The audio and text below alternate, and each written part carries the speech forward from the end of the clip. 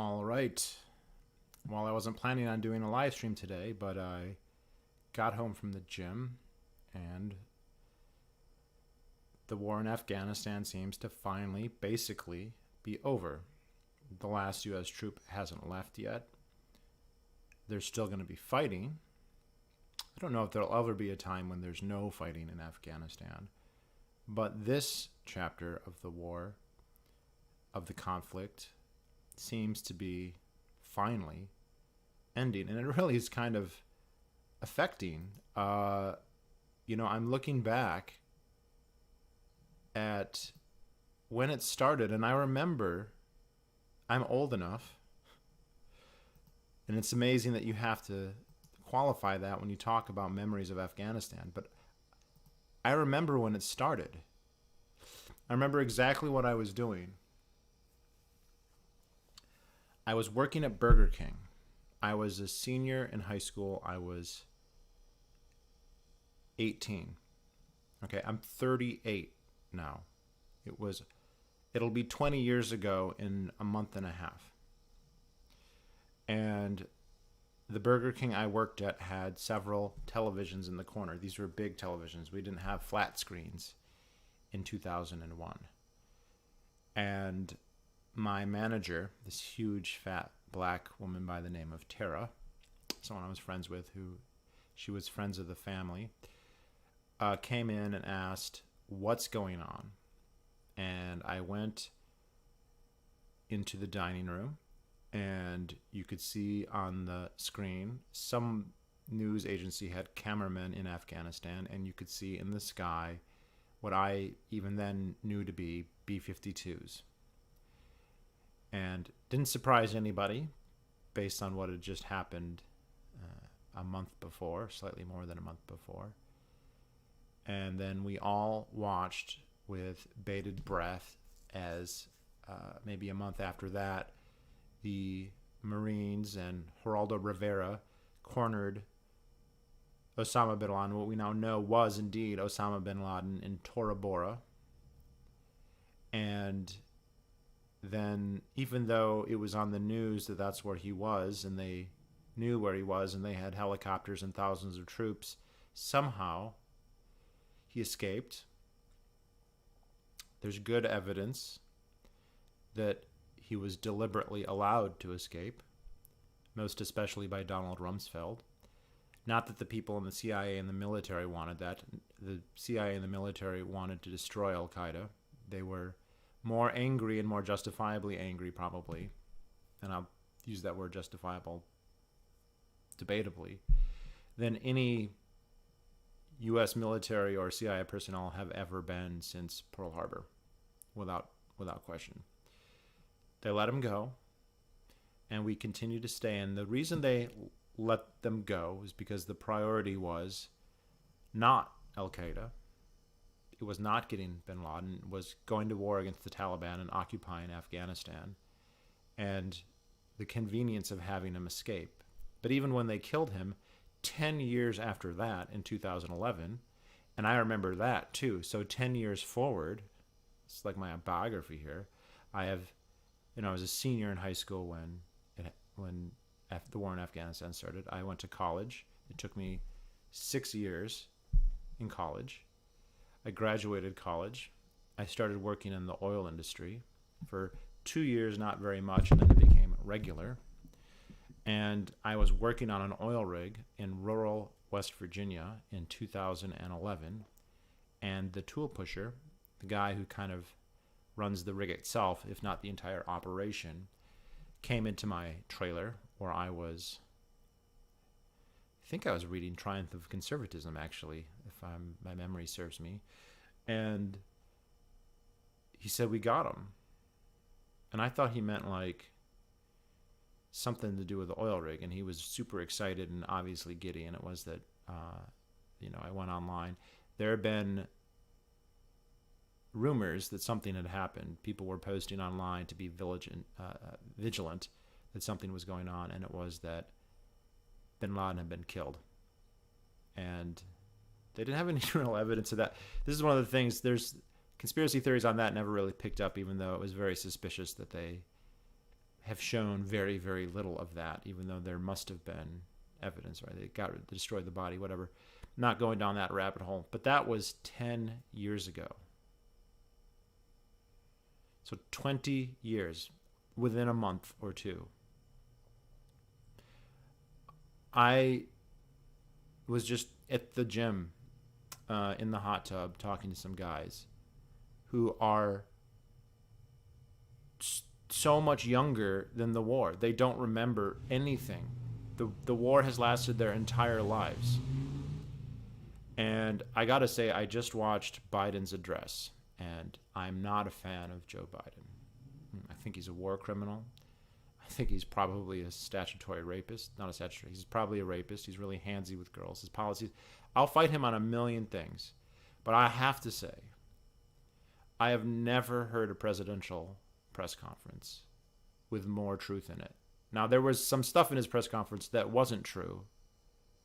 There was stuff in his press conference that was completely wrong, but so much of it was right. What are we going to fight forever? The government of Afghanistan only existed on the subsidy of the United States. He just said, we paid over $1 trillion buying them equipment, the best equipment. We paid their wages. A 300,000-man army. Now, it's a phantom army. If he's kept up on this, it seems very few of them were actually soldiers. Commanders would claim them to get their paychecks, blah, blah, blah. But there were thousands, at least. All that money just gone. Completely wasted. You know, we talk about the Taliban. The Taliban is very much associated with the Pashtuns. The Pashtuns are about 40% of the population of Afghanistan. It's an ethnic group that extends across the border into a large part of Pakistan, across the so-called Durand Line. The British drew this line called the Durand Line that separates Pakistan from Afghanistan. And in the Pakistani area, a big part of it is Baluchistan, but there's a big Pashtun population there as well. The other parts of Afghanistan have Hazaras, has Uzbeks, Tajiks, couple other groups, and they don't all get along. They have different beliefs. They have different religions. I mean, most of them are Muslims, but they have different sects of Islam, and significantly different enough that they don't get along. But this coalition, this Northern Alliance that we subsidize into a state, it was never, look, the nation state as we have in the United States, as our political class sees as like the apogee of human existence, that they think is, we had the Westphalian system, the nation state system that was established after the 30 Years' War. That's not what they have in Afghanistan. That's not what they've ever had in Afghanistan, and it's not likely that they ever will. And the idea that we would build that is so fucking stupid. I don't know, and I don't know, I don't know, and I can't see into their minds. I do think at some level, some people in the government and many people in the United States honestly probably believed in that. They probably believed that we could build quote unquote democracy there, however they want to define that. Completely asinine. I think there also, without any question, was just the incentive structure of the bureaucracy of the military. This is exactly like Vietnam. When I went back and read No Sure Victory or About Face or any book on Vietnam, watch the Ken Burns documentary on Vietnam, exactly the same. The incentives of the institution of the military bureaucracy are such, and the resources at its command are such, that they don't lose battles. They don't get driven out, Battle of the Bulge style or Dunkirk style. That doesn't happen. They don't win every battle either. Like the idea that the Americans never lost a battle in Vietnam is asinine. But there's sufficient power, sufficient wealth that they can continue to project and never be driven out by force of arms alone. But the military can't win. I mean, I don't know how. The only ways to have quote-unquote won in Afghanistan would have been to vaporize or use chemical weapons to kill, to do a mass genocide. Or alternatively, I think if they had said, Americans can move there, and if 4 million Americans had become colonists and moved to Afghanistan and founded American cities and started raising families there, then there would have been a reason to stay, and there would have been a local. At this point, I mean, if they had started doing that 20 years ago, the Afghan army could have 50,000 sons of American colonists, right? These would have been the most right-wing Texas gun-toting Americans, probably would have been the ones moving there, not fucking New Yorkers or Yankees. Oh, Yankees would have moved there too to fucking teach them all English and democracy. Maybe then, but they aren't allowed to do that, aren't willing to do that, don't think along those lines. I'm not saying I would want them to do that. I'm just thinking what it would take to maybe win. But they weren't going to do either one of those. And, to their credit, that they didn't use nukes or chemical weapons. Not complaining that they didn't do that. But then why the fuck stay for this fucking long? It's $1 trillion just for the Afghan military. Never mind what we paid for our military. Never mind how many people died.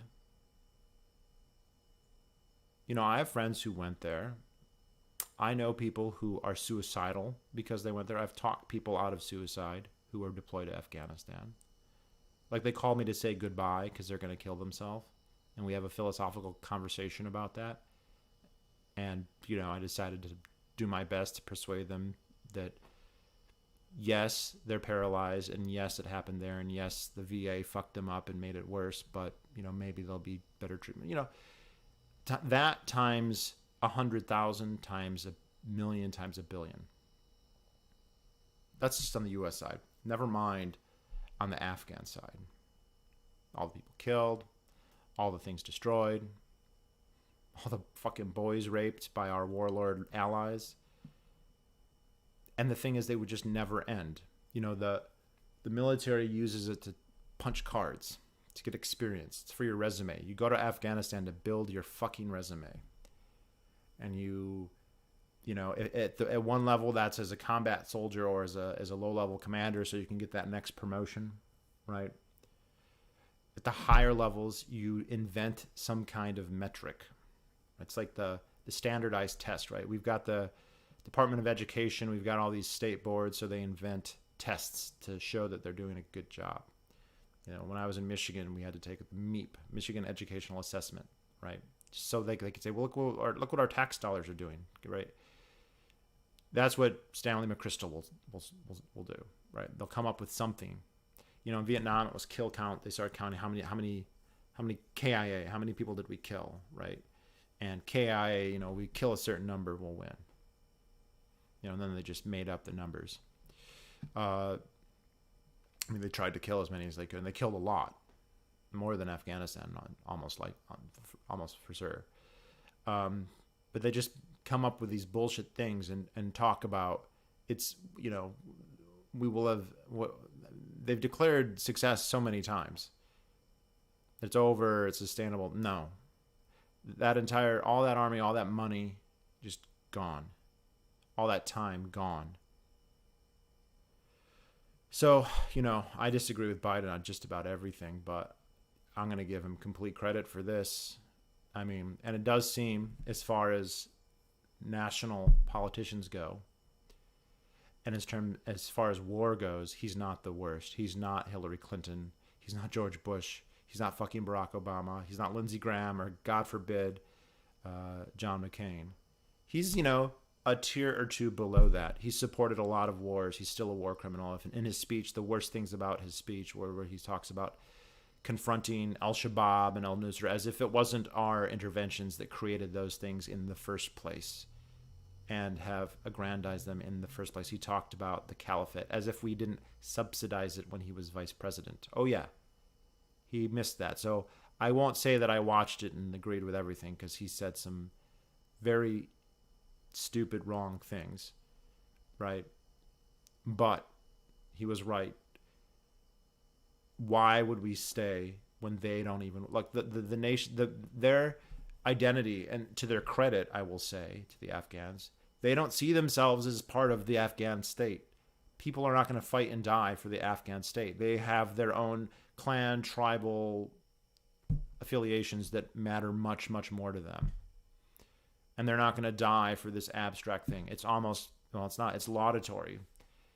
And we're not that evolved here, right? We've been propagandized sufficiently that we don't see things in the clarity that the Afghan soldiers who ran away rather than die for nothing. But I'll give Biden credit. I have never, I mean, go find, I don't even know what to call it. I was going to play it today. It's 18 minutes long, so I'm not going to play it right now. But he said everything right. And we need presidents to be praised for this. And I don't know, are my liberal friends, are they going to be up in arms because of the treatment of Afghan women as if that was fine the last 20 years, or they were going to do anything about it? No, I don't think so. And maybe the Taliban will put an end to all the fucking boy rape. So maybe that'll be a plus. But, within the Defense Department, the heritage, the conservatives of the world, I think we're going to separate the wheat from the chaff on that, how they feel on this. How are they going to skew on this? Or are they just like the Heritage Foundation it's a disaster, blah, blah, blah. It was a disaster. The whole 20 years was a fucking disaster. We should have never gone at all. A good book on this, by the way, is The Enemies We Create, or The Enemies You Create. It's about the distinction between Al-Qaeda and the Taliban and their history. Absolutely recommend that book. I also recommend the book Taliban. I also recommend the book Ghost Wars. I also recommend the book The Looming Tower. I'd also absolutely recommend the book Fool's Errand, Time to End the War in Afghanistan, and Enough Already by Scott Horton. Read all those books. Read them now so you learn the lesson. This was what was odd here, what was the great insight that the state had after Vietnam was don't have a draft and you won't have riots, right? This has been going on in the background. And, I'll even admit my own fault here. I knew it was a crime. I was against it. And I said so many times. But I would be lying if I said I was passionately, activistly going out there and opposing this. I wasn't. And nobody was. Or very few people were. A lot of people protested the, ridiculous invasion of Iraq when that started, but not this so much. And a big reason for that is that they don't have a draft, so people feel like, well, it's just money. Of course, we also hear a lot these days about inflation, right? We hear a lot today that prices are going up, as indeed they are. The prices of everything are going up. I remember, many of you maybe are too young, but if you're not, I remember I could drive when the war started, right? I got my license when I was 16, so I'd been driving for all of 2 years at that point. And I remember I could go to the gas station and you didn't have to pay ahead of time. You could fill your tank. I would fill my tank all the way, full tank from an empty tank. I'd go into the gas station. I'd pick out, as we call in Michigan, a pop, or as most other people would call a soda. And then I'd go to the cash register and I would say pump 5 or whatever in a soda. I'd give them a $20 bill. And they'd give me like $1.85 back. I'd get change. I'd fill my tank, buy a soda, and get change. Okay? When I fill my tank now, it costs $65. $65. And my tank is not 4.5 times the size. So yeah, we weren't getting as many body bags as we did in Vietnam. But we spent all that money. You think that $1 trillion for the Afghan army's wages just disappeared? No, it went and it flooded the market with $1 trillion more. And that's just one example. So everything, this has been driving the inflation. One of the reasons, it's not the only reason. Like government spending is huge and it's not all accounted for by this one war. We've all been burdened with this. And the boom and bust cycles, 2008, whatever happens next, right? The terrorism that this has caused and will cause, completely stupid. Completely. Let the Chinese and the Russians and the Indians and the Pakistanis fucking fight over it. Absolutely asinine. But I will 100% give him credit. his son died in Iraq. His good son, right? His fucked up son's still around, not getting reported on. But his good son, one of the few, politicians who decides to actually go and fight and then die of brain cancer at a burn pit, which Biden seems to be aware of. So, fuck, it's just fucking crazy. 20 years, more than half my life. More than half my fucking life. And hopefully, it's not done, but it looks like it's done. Trump signed, they were supposed to leave in May. Biden immediately, first thing he did when he came in was extended. I wonder, like him staying this long, did that do anything? Did those months add, there was no way this wasn't going to look bad. And he said that, to his credit, in the thing, he said, there's never a good time to leave. It was always going to be this way. Yeah. So why didn't we do this in 2001 or 2002 or 2011 or 2015 or 2018 or 2016 or any time? We should have never gone. We achieved nothing. Osama bin Laden wasn't killed in Afghanistan. He was killed in Pakistan. The war in Afghanistan didn't help that at all. At the time, we did kill most of the Al-Qaeda people. About half, anyway. There might have been 400 to 500 Al-Qaeda fighters. We killed about half of them in the war. Great. There's way more Al-Qaeda now than there was then. Way more. The war created more terrorists than it destroyed. Maybe they could have fought it in a way that was more surgical. Ron Paul was just laughed at, but came up with just an idea that, at least on the face, makes more sense. Let's just issue letters of marque and reprisal. Okay, they had the Treasury. They could have put $1 billion reward on his head or any information that led to him, and there would have been companies out there trying to go kill him, and they wouldn't have destroyed the whole fucking country. Might not have worked, but in 10 years they might have caught him and not led to this. So, and the Taliban, they're just made out to be, look, the Taliban, I don't agree with their religion, right? They're not just Muslims. They believe in Deobandism. People kind of think that they're like Wahhabis. They're not Wahhabis. A lot of the foreign fighters and who came there during the Soviet era, the Azam group and later Bin Laden, yes, they're Wahhabis, but the Taliban is not. The Taliban school of Islam comes from a city in India called Deoband. It's called Deobandism. It's very, very different. They don't get along, and they definitely argue about it. And when he was there and 9/11 happened, they had told him not to do that, not to do any more terrorist attacks, because it was a problem for them, and it was religiously questionable from their point of view. There's never been a suicide Afghan terrorist ever. It's just not part of their culture, their religious understanding. When the Bush administration started giving them ultimatums, they said, we won't give him to you. We won't turn him over to the United States because you're not a Muslim country, but we'll turn them over to any Muslim country. Any Muslim country. Could be Malaysia. Could be Indonesia. Could have been Egypt or Syria, right? We had lots of Muslim countries that were our puppets that tortured people for us. What do you think would have happened to Osama bin Laden if he had been sent to Hosni Mubarak's Egypt? It would have been a lot worse to what happened to him in Abbottabad when they caught him, if that's indeed what happened. No, wasn't good enough. And in the last minute, they said, we will turn him over to any third country other than the United States, in which case Canada, the UK, any third party. And as Scott Horton says, George Bush refused to take yes for an answer. Refused to take yes for an answer. We did that for Japan in World War II. Look at how when Japan surrendered in World War II,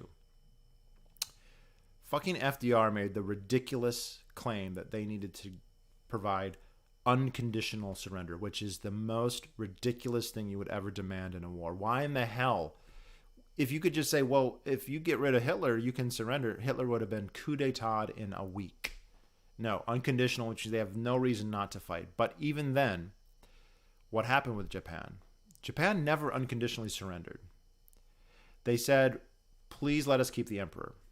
And they said, that's not good enough. And they said, okay, we unconditionally surrender, but can we please keep the emperor? And Harry Truman got on TV, one of the first big things on TV, and said, I deem this to be acceptable. And they kept the emperor. Hirohito sat on the throne until he died in 1989, and George Herbert Walker Bush went to the funeral. I remember that too. So if it was good enough for Japan to surrender after how many Americans died in World War II fighting the Japanese? I don't know, 150,000, 200,000. It's about 300,000 died in the war, but a lot of them died fighting Germany. So I don't know. A lot. Tens or hundreds of thousands. Huge amount of treasure, right? 50% of the GDP went to the war.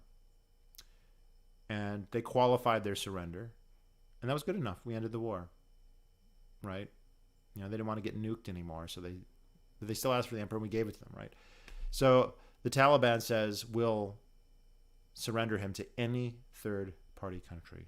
Mexico, Canada, the UK, France, Spain, you know, Nauru, Australia. And they say no, and they go to invade. And then when they corner bin Laden in Tora Bora, and John Mattis, everyone knows John Mattis, right? The recent Secretary of Defense or head of the Joint Chiefs of Staff under Trump. He was a Marine general at the time with 4,000 Marines 20 miles away, and they were begging to surround Tora Bora and kill them.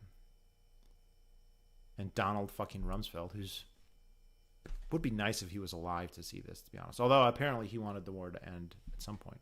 Said he's not a priority. Bush even said he's not a priority. I'm not really what people. He was asked about bin Laden. He goes, I'm not really thinking about. I'm thinking bigger. I'm thinking about Iraq, which had nothing to do with 9/11. Nothing. So they let him go to be the Goldstein, to be the boogeyman, so they could make the ridiculous connection between him and Saddam Hussein. Should have ended then. It should have never happened, but it could have ended then. Or it could have ended 10 years later. We had Obama, right? The hope and change didn't do a fuck all. Whatever you want to say about Biden, he did fucking change it finally. Finally. Obama had the perfect opportunity. Bush had the perfect Trump, Trump talked a good game, and what? He just couldn't get a hold of his generals. He couldn't tell them what to do. He couldn't say you're fired. He couldn't be the guy, and Biden did. I don't know who he's got around him, how much of this is his personal conviction or how much is his, advisors. I don't know. I don't know how much of the credit goes to him, but a lot. So, I'm going to disagree with him about just about anything else. And there were things I said in the speech that were totally wrong. He's talking about Al-Shabaab and Al-Nusra and these other things that, the funniest one was talking about a caliphate being established in eastern Syria, as if when you and vice president, your boss was subsidizing them $1 billion a year for 5 fucking years. He didn't mention that. Okay, I guess I don't blame him for not. Presumably he knows that. So maybe he learned. Maybe he learned. I mean, there's a million other things that he's wrong about and he's terrible on, and we should be condemned about. But fucking finally, and so I don't want to praise him, but this is so much better than if they just kept going forever. I don't feel insulted. I don't feel like, oh, this makes America look weak. Who fucking cares? None of those things are worth the cost in money or blood that would cost to stay. So, wow, this is just crazy. This has been so fucking long. 20 years, more than half my life. I was a kid. I wasn't even an anarchist back then. I was just a kid in fucking high school. All right, guys. Lots of comments tonight. I don't have a lot to say. I just recommend people go watch Biden's speech. and just count the things that are right. Not only things that are right, but things like you never hear them say. You know, they never come that. I mean, Trump had his moments, but all the other ones would be, they would politician talk away everything. Like, wow.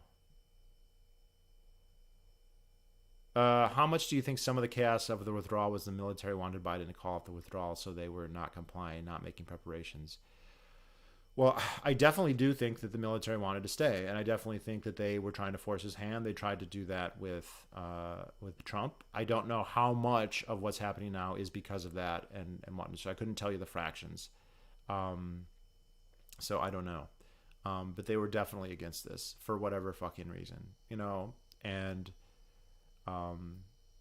none of the reason, like they could look at it like, oh, this is a big training exercise. You know, we now have all these troops and all these generals who have combat experience, which, you know, the other countries that they might have wars with don't, right? China hasn't been in a war in forever, so no one in China has ever, you know, no one in their military has combat experience unless they were in the war with Vietnam, you know, in the late 70s.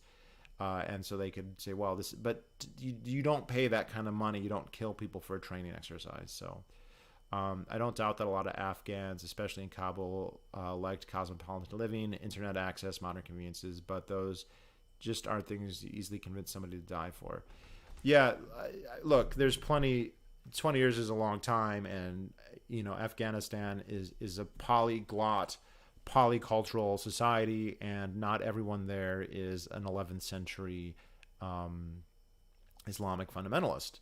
That's not true.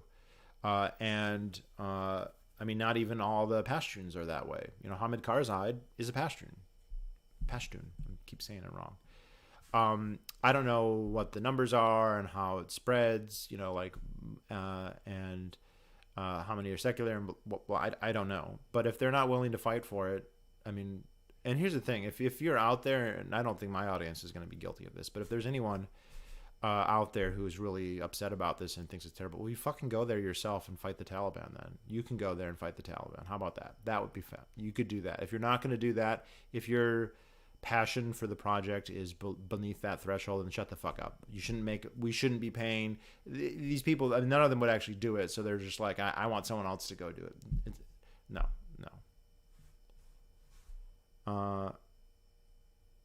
I might die for internet access. Well, do you really think the Taliban's going to keep the cell phones out? Especially when the people you are fighting believe they have a mandate of God and will attain paradise for dying fighting.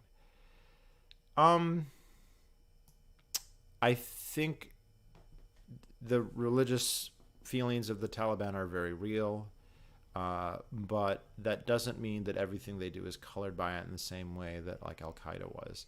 A lot of this is cultural. A lot of this is national. So I don't think it's fair to assume that that's their only motivation, right? It's not like it's because they are Muslims that they oppose the Soviets, and it's because they're Muslims that they oppose the Americans. They just oppose invaders, like hopefully we would as well.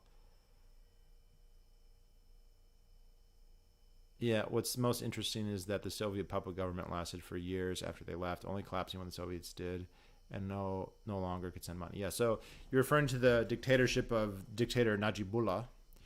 And Najibullah did indeed last, I think, for a few years. I think they left in 89, and he stayed in power until 91 or 92.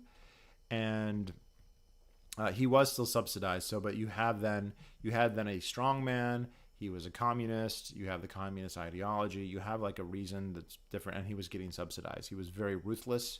He tortured a lot of people, but as soon as the Soviet subsidy ended, it crumbled, and then he ended up living at the UN embassy until the Taliban took over, and then they executed him, which he more than deserved that.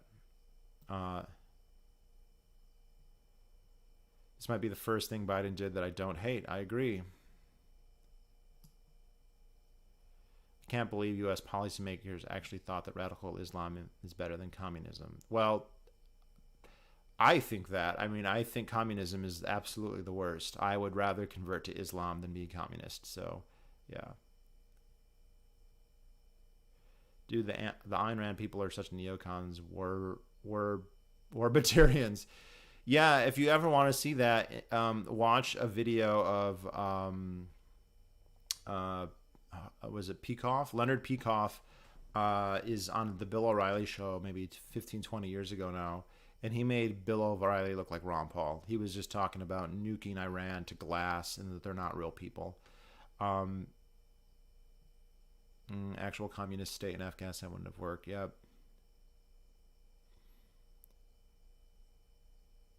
Duh, duh, duh.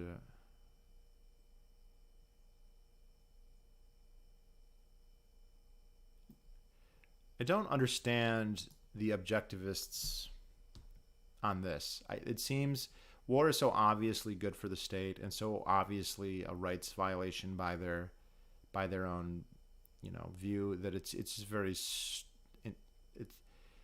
very interesting. I don't know. I mean, I guess there's a history there because she was an ex-Soviet and so she wanted to take a hard line against the Soviets, but it's just silly. I'm stoned watching lengthy. I'm never stoned, so that's not fitting at all. Ben Shapiro and him have an identical take. Just don't think the pro war argument is just what the people who are complaining, like when I watch this on the Heritage Foundation, the comments are just like, this is a disaster, blah blah blah. I'm like, what is the alternative? That we never leave, that we just stay forever? Yeah.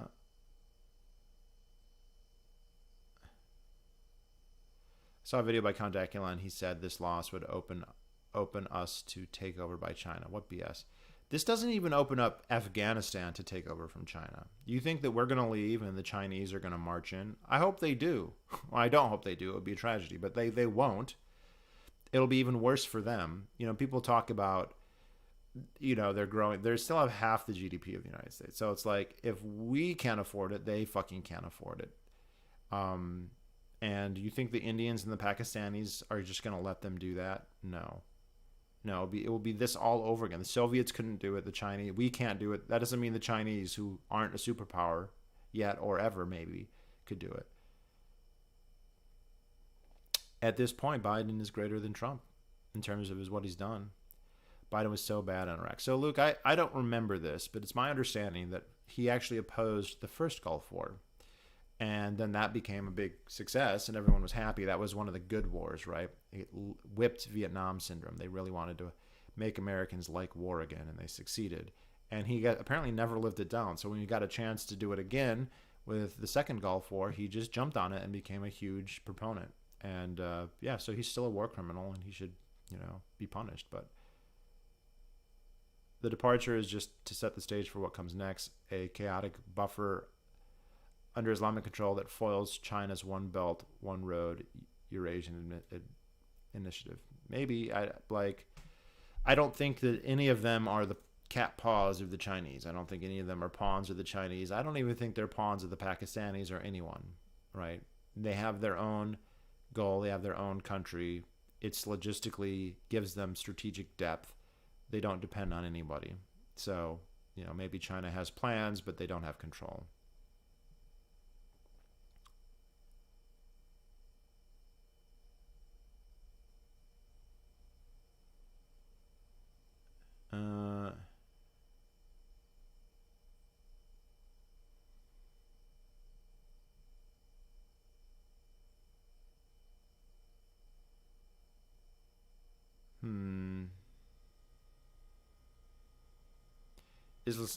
Islamists will be radicalized against China under the justification they are imperialized. Probably they already are. I remember Scott Horton was just talking about somebody, I can't remember who there's like Uyghur terrorists, right? And what the Chinese are doing to the Uyghurs is a genocide and horrible. And so you have these Uyghurs who are in Afghanistan training to fight the Chinese, and the Chinese hate that. And interestingly enough, people are the big neocons would be, they want to almost keep Afghanistan just so they can annoy China. But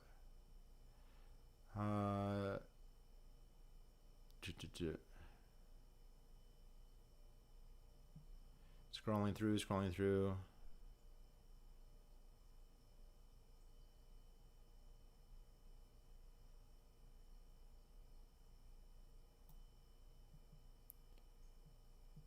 What do you think about the odd feminism take people have? We told daughters to defy their Afghan fathers like a religious crusade. I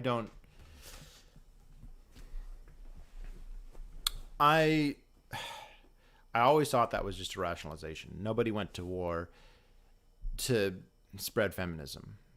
They'll just use that to say, look how it's just window dressing to say, look how nice it is. It's the Wehrmacht showing videos of them handing out chocolates and saying we're rescuing people from the Bolsheviks. Like maybe there's a kernel of truth, but that's not why it happened. We didn't go to war to help girls, and it was debatable. How many? Okay, so you build a factory or you build a school and girls can learn math there. Okay, great. But you also killed thousands of girls with bombs. And so how do you weigh the scales on that? And, the calculus doesn't make sense.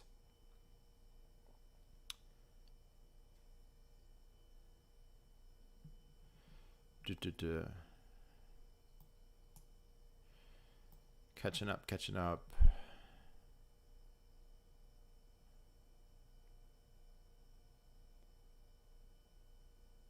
Russia could not win in Afghanistan. Why did the USA think it was going to happen? I don't know. They think that it's different. We have no reason to stay. They're going to they had to wait 20 years, but eventually we fucking, left. 20 years ago feels like yesterday. Yeah, it really does.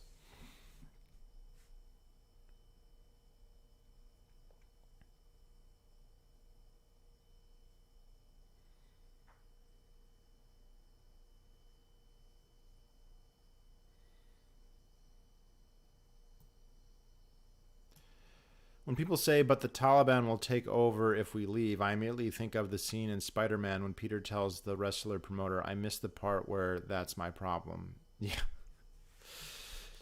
Yeah. Why is that our problem?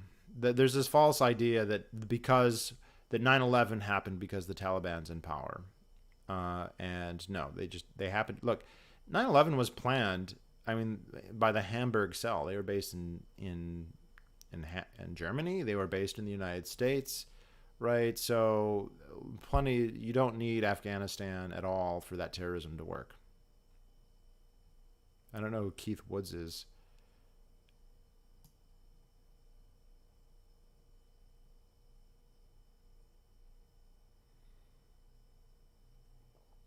The biggest problem with Ben Shapiro's argument, and I haven't seen what he has to say about this. I guess I'll watch, but it would probably be very cringy, is that there isn't a huge cost in U.S. lives, is that the Taliban was not actively fighting because they knew they won. If the U.S. decided to stay or escalate, it would suddenly turn into a huge war. Yeah, it's kind of like let the bear leave. Just let it go. They're going to let it go. So, all right, Chico, have a good night.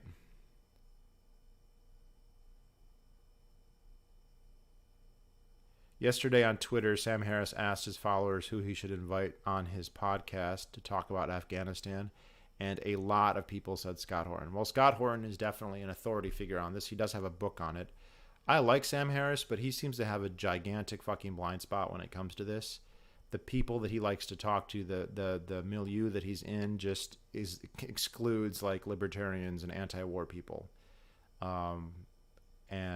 But if he has Scott Horton on, great. And there's no reason Scott, he likes to, wrote a book. Yeah, Scott's written 2 books, and they're excellent books, right? And Scott has interviewed every report, every person involved in any of this, and he has a tremendous command over the details, far, far, far, far more than me or anybody else.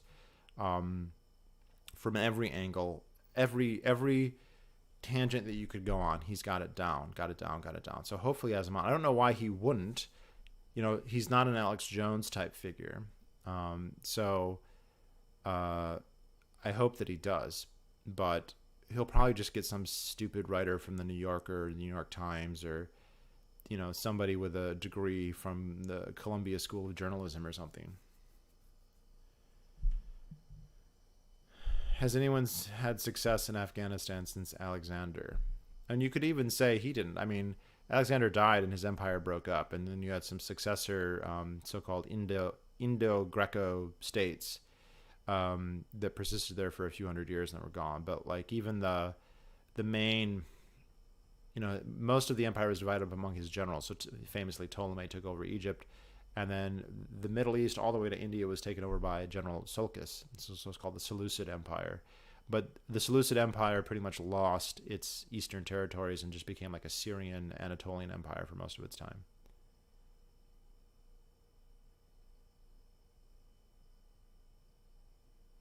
Scott Owen's book gave me the impression Afghanistan would collapse back to Taliban following U.S. withdrawal. He was correct. I didn't know he'd be so fast. Well, the other thing to remember, though, is that the Taliban support is in Pashtunistan. And Pashtunistan is not the entire country. It's less than half the country. But it also runs up to and basically borders Kabul. So, like, we'll have the capital falling, but this does not mean the Taliban is going to take over the entire country, right? It's like they're an insurgency, they're a native fighters, they're a local force. Fair enough. That doesn't mean it's going to be easy for them to take over the whole country. It took them a long time to do that in the first place. And to be honest, in the first place, when they did it in the 90s, they were getting a lot of help from Pakistan, and they were even getting help from the United States. Maybe they'll do it again this time. I don't know. But their control will never be as firm in the northern and the western part of the country as it is in the southern and the eastern part of the country. So it's very unlikely that this, if the 60% plurality couldn't create a coherent state that governs the whole country, the 40% minority is not going to create a coherent state that can govern the whole country. And who would even want that to be the case anyway? Who wants there to be a single unified state in Afghanistan, right? How is that in anyone's interests?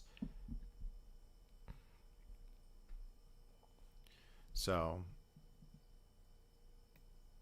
But yeah, he was completely right. I mean, it's because he talks to the actual experts and reads their articles and reads their books and interviews them and probes them and has been doing it he started in 2003, so he's been doing it almost as long as the war's been going on. So, he's probably as big as an authority on this as you possibly can. So hopefully Sam Harris talks to him, but we'll see. Sam seems to have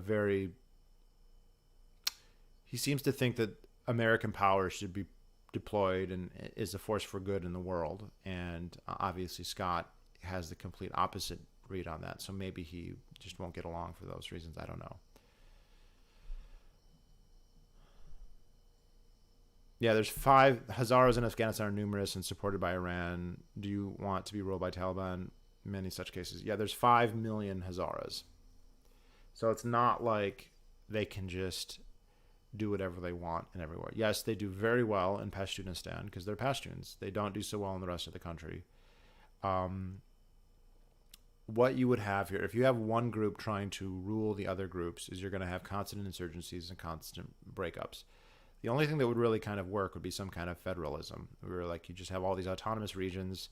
It could be a monarchy, and they do have. There was a king of Afghanistan at one point. So it would be, I'm not saying this is likely, but like one possible solution would be, you have a nominal king, but everyone has their autonomy, but you're not going to have a powerful central state. We couldn't create the powerful central state there. The Taliban did not create a powerful central state there. They were able to occupy parts of the country, but that does not mean they're creating a stable long-term state. I have seen Rambo. I just don't think that the people in the military had seen Rambo because they apparently decided they could do this. I don't know. Like, I really think that another thing is they liked having bases there. They liked having Bagram Air. Like they liked having this ability to project power because they knew that, it makes the Chinese uncomfortable. It makes the Russians uncomfortable. We have this huge American presence right there on their borders, and, just gives them this enormous base on which to launch operations and to threaten and so that's one of the big reasons they wanted.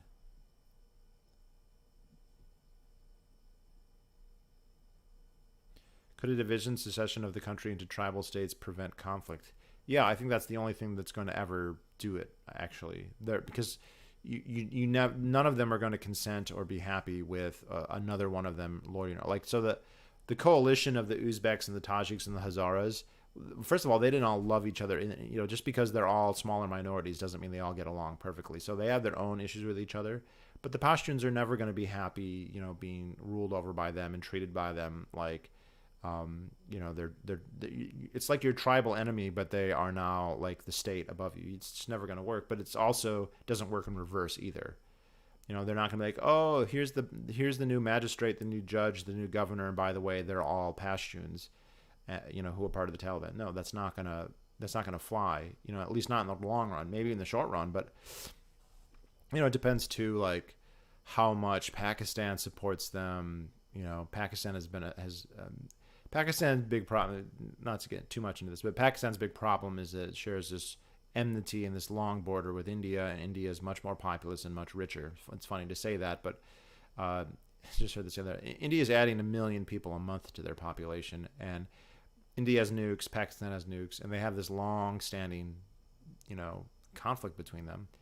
And Pakistan thinks that it's in its interest to have strategic depth, to have a region that it can fall back in. So they want to have a friendly Afghanistan. And they supported the Taliban quite explicitly and for a long time. And there was that speech that George Bush gave where he said, you are with us or you're with the terrorists. Now, the Taliban are not terrorists. They're not terrorists, whatever you want to say about them. But he was conflating them as such. And Musharraf al-Sharif, the general dictator of Pakistan, immediately cut off support for the Taliban. But once, the Northern Alliance had been pumped up by American help and pushed the Taliban out and taken over the country, then they resumed a very kind of touch and go dance of supporting the Taliban in, abroad in Pakistan, primarily in Abbottabad, harboring Osama bin Laden. I can't imagine the ISI didn't know he was in Abbottabad for 10 years or however long he was there. And that will probably resume big time now. U.S. trades with Vietnam today quite successfully. Yeah. Huge, huge mistake. Vietnam was a bigger mistake than Afghanistan. It just didn't last as long. It's half as long, but twice as bad kind of deal. Or maybe not. I mean, we won't get the full accounting on this for a long time. So.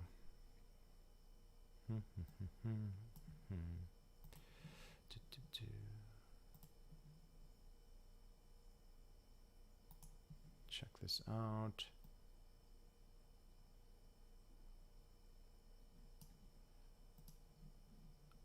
Don't you find it ironic that Bush campaigned on the humble foreign policy and against nation building in 2000? It's ironic, but he obviously didn't, stick to that. Wasn't a principle. It was a soundbite. He dropped that immediately as soon as 9/11 happened. And then you had all this neocon influence and this unipolar moment and all these fucking eggheads who think it would be great if the U.S., as the sole superpower, just took over the world as much as possible. And they saw that as a vehicle for doing that. And I know these people are ostensibly smart, but what do they? Where does that end? What do they think? That we're going to get bases in Afghanistan and bases in Iraq, and then somehow we're going to overthrow the government in Tehran, and by doing that, they're just going to take it, right? And they're not going to ally with somebody who might help them, which could only plausibly be like China or Russia. So wouldn't this just axiomatically drive everybody into Russia and China's camp? One or the other or both, and then what? What do we do about Russia and China? We have bases around them, and what? We try and coup d'etat them. We try and replace Putin with a pro-American puppet. We're gonna have a puppet dictator of Russia and then a puppet dictator of China, or we're gonna go to war with them and invade them, and then break them up even more. And I've never heard that they had any plan. And if they did, I can't imagine any of those plans being anything less than suicidal. Okay, because they both have nukes. So I don't know. What do they think? It's like we're going to do brinksmanship. We're going to be aggressive. We're going to pick fights, and that way, that's going to give us this tremendous position. But it's like that's going to cause a war that everyone loses. So maybe that's not a good plan, and it wasn't a good plan, and it completely fell apart. And even, in the case of Iraq, it just handed Iraq to Iran. So like, what did they say? Who, I forget which one. One of the neocons said the road to Moscow goes through Tehran. No, they ended up just giving Baghdad to Tehran. Thanks. Fucking obviously would have happened.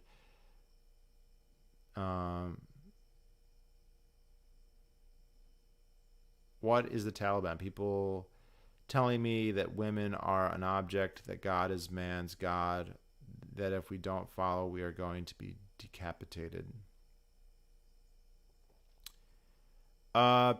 The Taliban is so Taliban actually means student, and these were students studying in primarily in madrasas in Pakistan. They follow a type of Islam called Deobandism, which Deoband is a city in India that launched a school of Islamic thought. I don't know if it's still practiced in Deoband or not, but it is what's practiced by the Pashtuns primarily in Afghanistan and in Baluchistan on the Pakistani side of the Durand Line. But look, they have a lot of views that you probably disagree with. They're not Wahhabi, so they're not exactly the same as Saudi Arabia or that. I don't believe they decapitate people all the time. Before the war, which was so long ago that I can forgive people for not remembering, one of the last things that they did before the U.S. invaded was blow up a bunch of Buddhist statues. I remember seeing this on Channel 1 for anyone who was around for that. And they were saying it's because it's a religious icon and you can't depict, religion, or it's a heretical image. And so they were blowing up these historic Buddhas.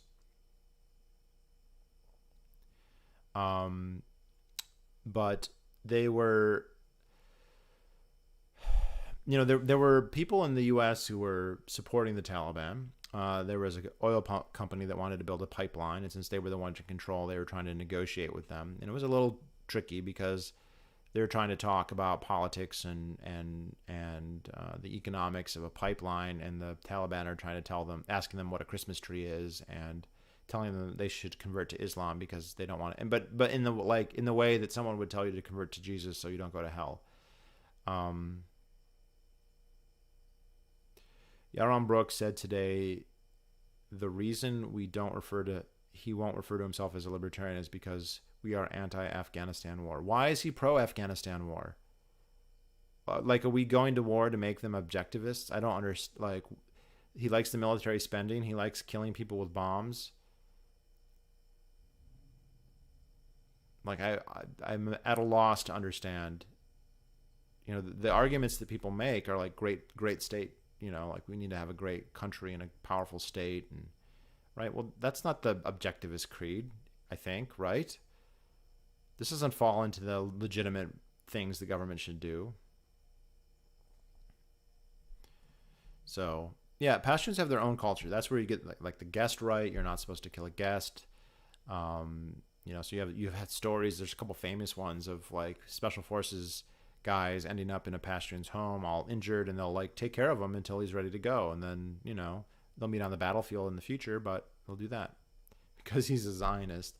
Yaron is from Israel, but what does a war in Afghanistan have to do with fucking Zionism? What good does it do the Zionist state?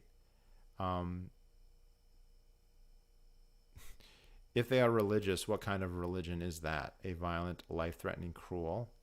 In some Bianchi, this is true in some sense. There are things in their religion where they could be violent, or they could be life-threatening, or they could be cruel. That's true of almost every religion, though. And if we're just talking about Islam, there's other countries that are very much more than that. Saudi Arabia is much worse than that. The Wahhabi religion is much more violent, much more life-threatening, much more cruel. So do you favor us invading Saudi Arabia and trying to set up an anti-Wahhabi state in Saudi Arabia? And just wouldn't that be great when we occupy Mecca and Medina? The rest of the Muslim world will be so happy, right? What do you think Where's the selection bias here? Like relative, the Deobandism of the Taliban is so much more tame in comparison to Wahhabism or even Shiaism. So you must favor war with those places too, right? No.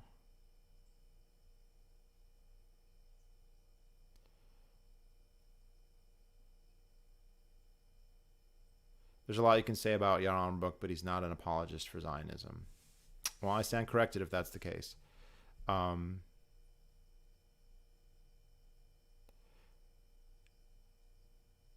mm,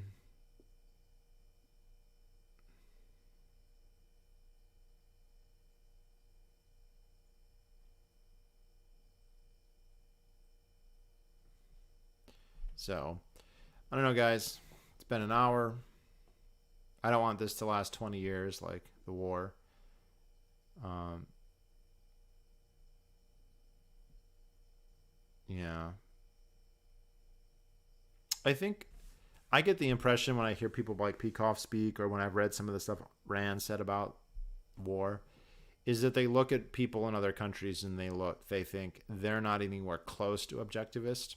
They're not capitalists, right? They're not atheists, as if Americans are all atheists and capitalists, and that they're uh, so beneath reason or whatever that they're contemptible to the point where they should be killed in mass.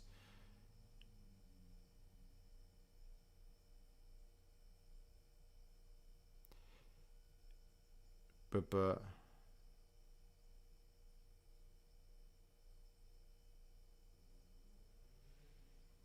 for all of those complaining about the West people, the way people were clinging for dear life on the outside of the Western military planes in the off chance they would make it. If we had true democracy, there would be no wars. Well, Abdullah Hagar, there's no evidence for that. Why? Because people can't vote for a war. People can vote for a war. People vote for wars all the time. Um, and if you look at like the closest examples we have for democracy, what's the most famous, the first democracy? The Athenian democracy. And the Athenian democracy was much more democratic than any subsequent democracy, I might add. You had almost 100% participation. Almost everybody voted. Positions were offered, done by lot. So you just randomly, you became the speaker, you became whatever. And Athens voted to go to war every single year or every other year. I can't remember. They went to war every year or every other year that they existed for the entire time. There is no evidence that democracy is peaceful. There's this so-called democratic peace theory. I did a whole video on this, by the way. It's a ridiculous theory. It's not true, by the way. Democracies have fought each other. Right? The United States and Great Britain fought each other twice, just as one example. And the other thing is they fight other countries that are not democracies all the time.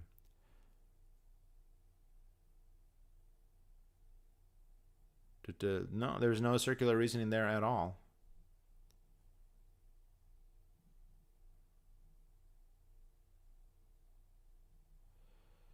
So, no, democracy is not the answer to anything. There's nothing about democracy that makes them peaceful or have longevity. And to the extent that they force people to be involved, they're quite onerous.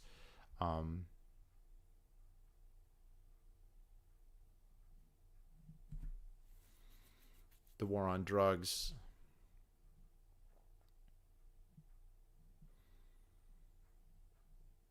Hmm.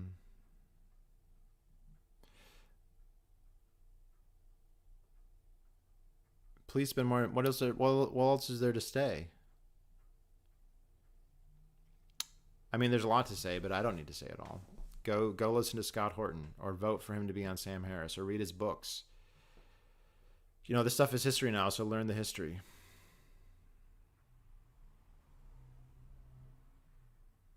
Yeah, I think over time the Taliban will moderate their views. Running a nation requires compromise. I think that's absolutely very likely to happen. right?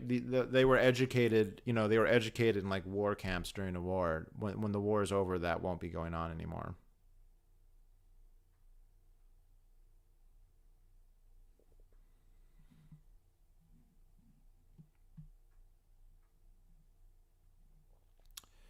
So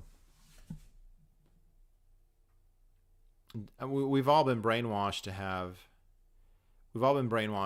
this positive reaction to the word democracy, and democracy is the best, and something is good to the extent that it's democratic, but it just doesn't make logically sense, right? Uh, People can vote and be wrong. People can vote and be evil. People can be misled. People can be. There's so many things.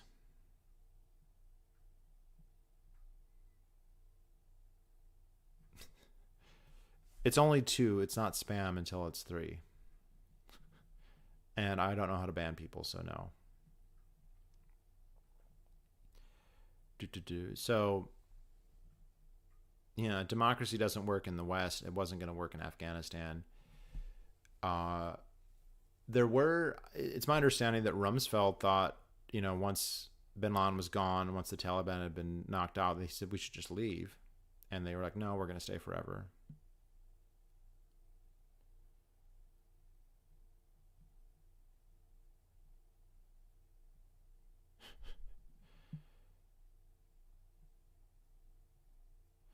How crucial was the Soviet defeat in Afghanistan and their collapse, do you think? It definitely contributed. Um, wow, this guy does need to be banned. How do I do that?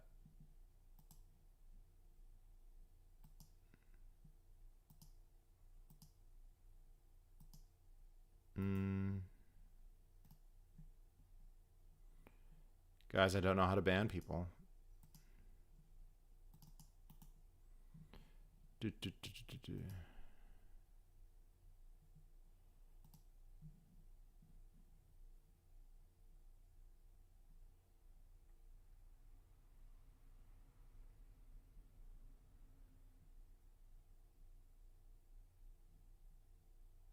Whoa.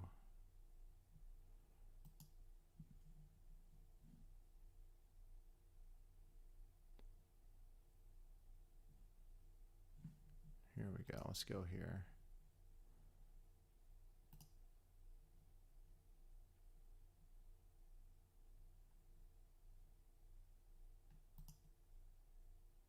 There we go.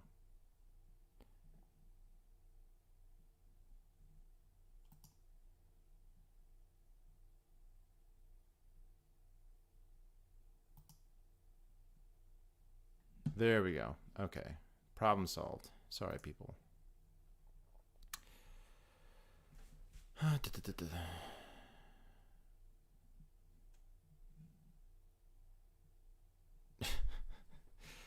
Are these like robots? What is this?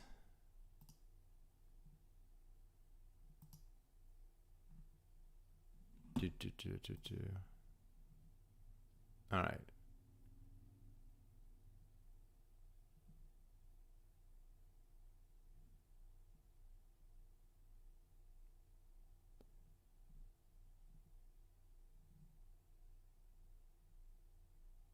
I wonder if he's like a Hasbara troll. We're not even talking about Israel.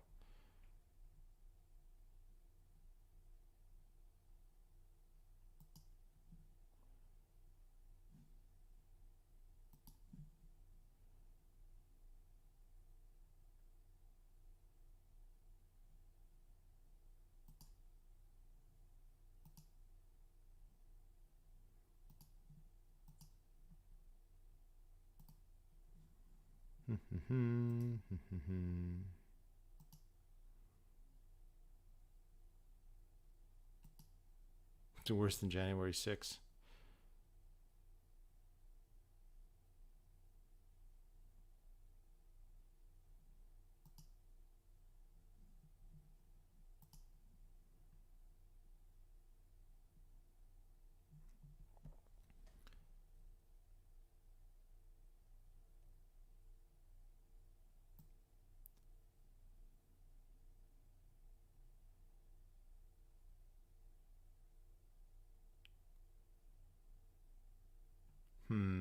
All right.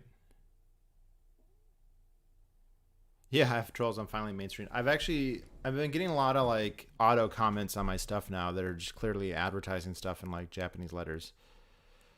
So that's been new. Let's see.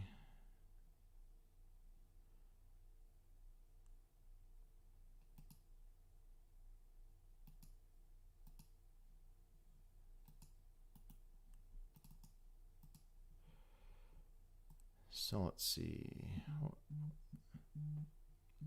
What was the actual question? JC Wilson, nice video. Thank you.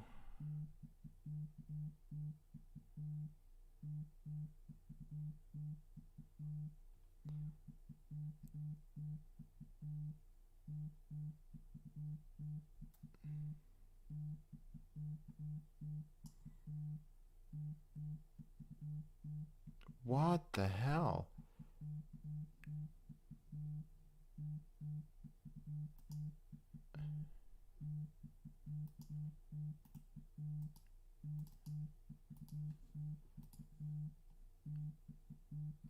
Wow.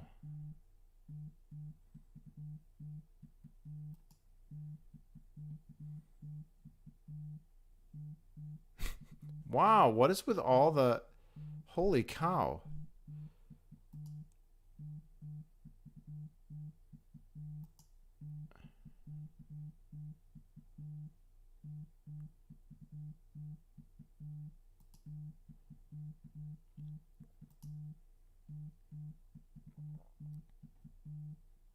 What is the... This has never happened before. Like all these different spamming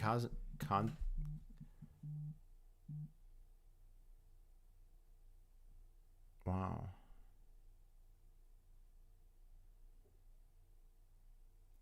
Yeah, I've noticed a lot more fake accounts in the past year. Not just the past year, the past like really recent period.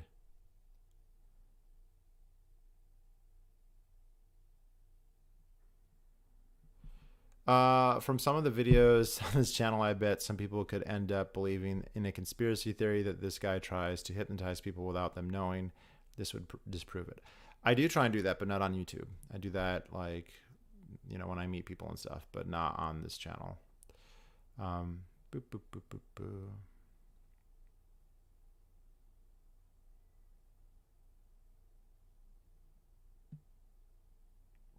Good morning from Germany. Hey, how is it in Germany?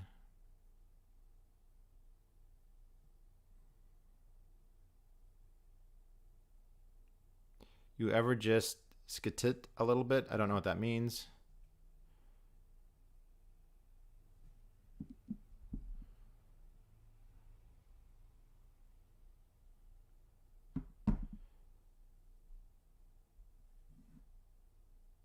What's the weird big guy that has commented on your videos all those years?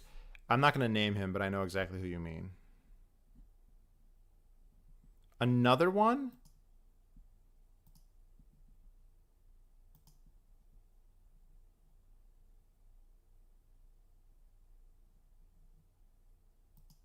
This is ridiculous.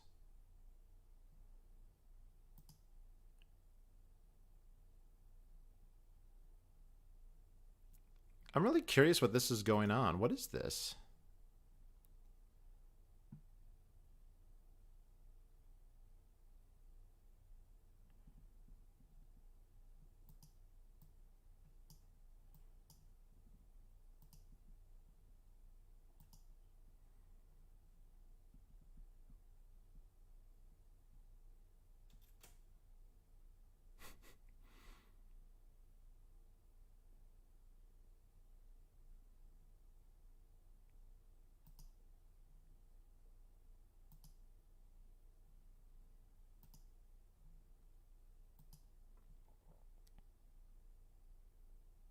Restart the stream and see what happens. All right.